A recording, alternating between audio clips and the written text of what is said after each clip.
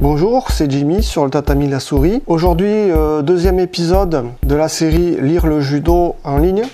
Et j'ai choisi un ouvrage intitulé Le judo vivant, écrit par Tetsuya Sato et Isao Okano.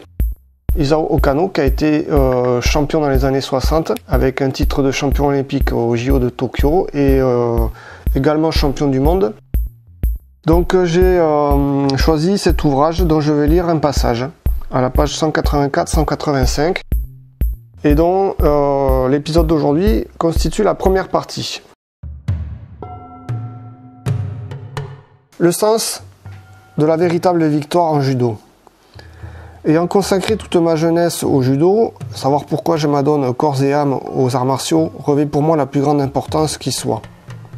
En outre, étant donné que je compte me dévouer à cette discipline jusqu'à mon dernier jour, la question restera pour moi d'actualité jusqu'à la fin de ma vie. Ma véritable réponse est la suivante. J'ai trouvé dans le judo la véritable essence de la vie humaine. La plupart de nos expériences dans la vie quotidienne sont étroitement liées au principe de la victoire et de la défaite. Évidemment, je n'entends pas par là que le judo est un entraînement exclusif à ce principe, lequel se retrouve dans de nombreux sports pratiqués à travers le monde. En fait, c'est le principe de la victoire et de la défaite qui donne au sport toute sa signification. Bien que mes sentiments à ce sujet puissent réfléchir une attitude purement japonaise, au niveau du contact physique, projeter et être projeté, puis travailler et suer ensemble constitue une part importante du judo. Je ressens là une pureté qui transcende les mots et les théories. J'espère être capable d'exprimer toutes les émotions que j'ai ressenties au cours du processus spirituel qui s'est inséré en moi par ma pratique du judo. Aussi, je considère ceci comme la mission qui m'a été donnée par le judo. Je suis persuadé que cet esprit indéfectible m'aidera à me contrôler et à surmonter les difficultés et contradictions, ainsi qu'à me faire comprendre plus profondément le sens profond de la vie que je mène dans ce monde. Comme nous, êtres humains, tâtonnons à la recherche du sens de la vie, nous avons besoin de quelque chose dans laquelle nous puissions mettre notre confiance et nos espoirs, à laquelle nous puissions nous raccrocher. Ce quelque chose doit être si important que nous lui accordons tout. Pour de nombreuses personnes, la littérature, la musique, la peinture et d'autres arts constituent leur support spirituel. De nombreux sports servent ainsi de support dans le monde. Pour sa part, évidemment, le judo et son entraînement est étroitement lié à la voie martiale japonaise traditionnelle, le bushido. Dans tout conflit vous opposant à une partie adverse, il est essentiel de comprendre sa propre position et ses relations avec l'adversaire. Mais les arts martiaux vont plus loin que ce principe. Ils enseignent l'importance de dépasser ce conflit et l'adversaire pour développer en soi un self-control supérieur. Pour cette raison, maîtriser soi-même est le principe essentiel du judo. Une telle maîtrise trouve son origine dans l'examen de soi. Cet examen permet de devenir objectif et de découvrir la direction dans laquelle on peut se développer. En d'autres termes, c'est en connaissant nos capacités innées et nos faiblesses que nous pouvons nous dépasser et paver notre propre chemin.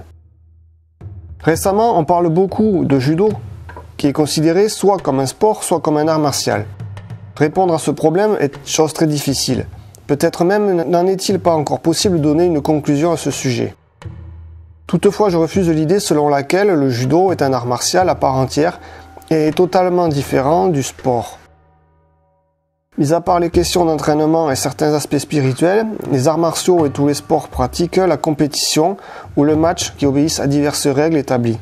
Dans ce sens, tous sont semblables. Je comprends qu'un grand nombre d'occidentaux enthousiastes recherchent avant tout l'aspect spirituel et oriental du judo. C'est cet attrait spirituel qui encourage à poursuivre l'entraînement. De leur point de vue, l'intangible, le non révélé et l'invisible constituent autant d'éléments stimulants. Les Japonais, au contraire, ne voient là rien de très mystique. Pour eux, l'aspect qui attire tant les Occidentaux est un élément naturel de leur personnalité nationale, de leur manière de penser, de leur éducation et de leur habitude. Faisant partie de la vie quotidienne depuis des siècles, ces aspects du judo constituent l'ossature de la vie japonaise. Comme la tradition japonaise, y compris le judo, donne une grande place à l'idée de la forme si elle est exagérée, les formalités deviennent une attitude distante désagréable.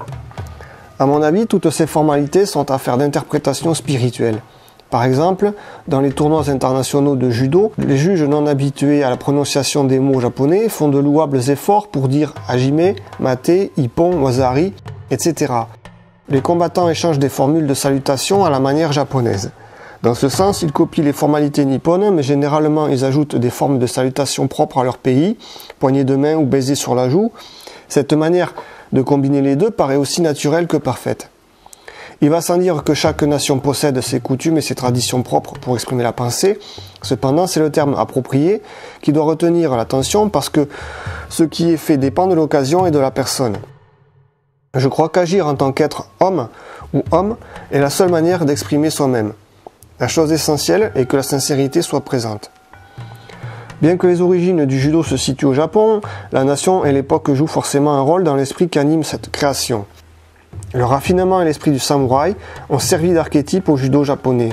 Toutefois, chaque nation possède ses propres supports spirituels traditionnels. Les Allemands ont une âme germanique, les Américains l'esprit yankee et les Anglais leur code du gentleman.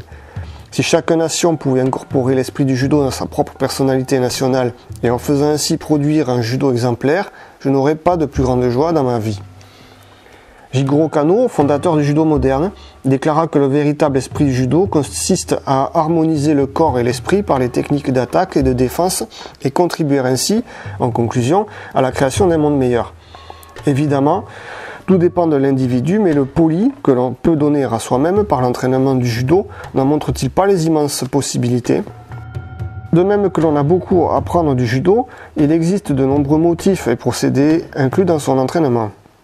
Je passe ma vie entière en compagnie des judokas qui considèrent les tournois et les compétitions comme les étapes dominantes de leur vie et qui sacrifient tout dans l'espoir de remporter la victoire.